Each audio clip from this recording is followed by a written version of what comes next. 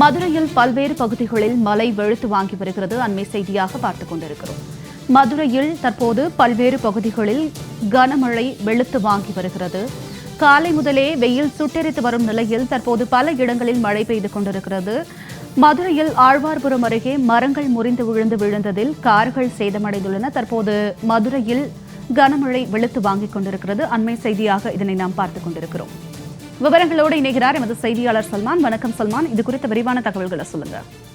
மதுரை மாவட்டத்தில் கடந்த 20 நாட்களுக்கு மேலாக கோடை காலத்தில் அடிக்கக்கூடிய வெயில் போல அதிக அளவிற்கான வெயிலின் தாக்கம் இருந்தது.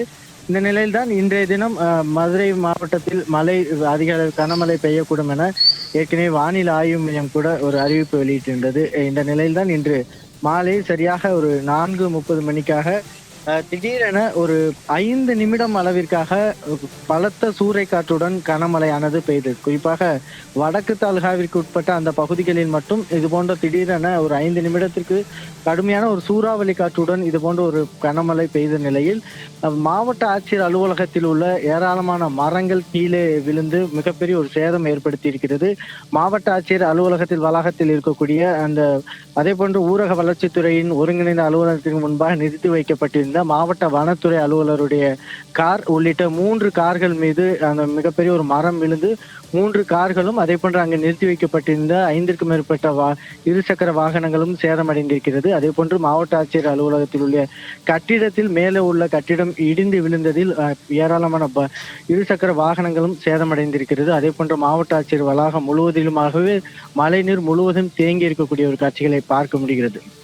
இதே போன்று மதுரை வடக்கு அந்த தாலுகாவிற்கு உட்பட்ட பகுதியாக இருக்கக்கூடிய மதிச்சியம், அதே போன்று முனிச்சாலை உள்ளிட்ட பல்வேறு பகுதிகளிலும் இந்த 5 நிமிடம் மட்டுமே பெய்த கனமழையின் காரணமாக முழுவதுமாக மரங்கள் சாய்ந்து விழுந்திருக்கக்கூடிய நிலையில் ஆங்காங்கே தீயணைப்பு துறையினர் தற்பொழுது அந்த மரங்களை மீட்கும் பணிகளில் ஈடுபட்டு வருகிறார்கள்.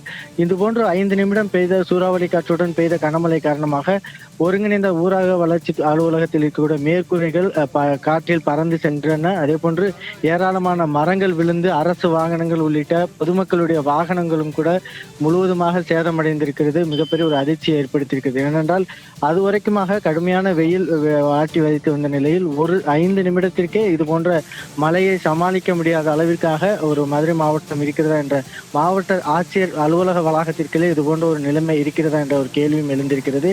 ஏற்கனவே இது போன்ற வடகிழக்கு பருவமழை தொடங்க உள்ள நிலையாக முன்னெச்சரிக்கை நடவடிக்கையாக பல்வேறு ஆய்வுக் கூட்டங்கள் நடத்திய நிலையிலும் துணை முதலமைச்சராக இருக்கக்கூடிய உதயநிதி ஸ்டாலின் தலைமையில் கூட இது போன்ற ஒரு ஆய்வுக் கூட்டம் நடத்தப்பட்டது. ஆனாலும் கூட எந்த முன்னெச்சரிக்கை நடவடிக்கை எடுக்காததன் விளைவாக தான் இது போன்ற 5 நிமிடம் மழைக்கே இது போன்ற மாவட்ட ஆட்சியர் வளாகம் உள்ளிட்ட சுற்று வட்டார பகுதிகளே தாங்க முடியாத ஒரு மிகப்பெரிய ஒரு சேதத்தை ஏற்படுத்தி இருக்கிறது.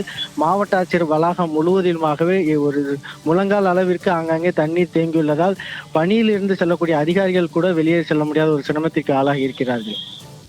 சல்மான், தங்களுடைய விரிவான தகவலுக்கு நன்றி.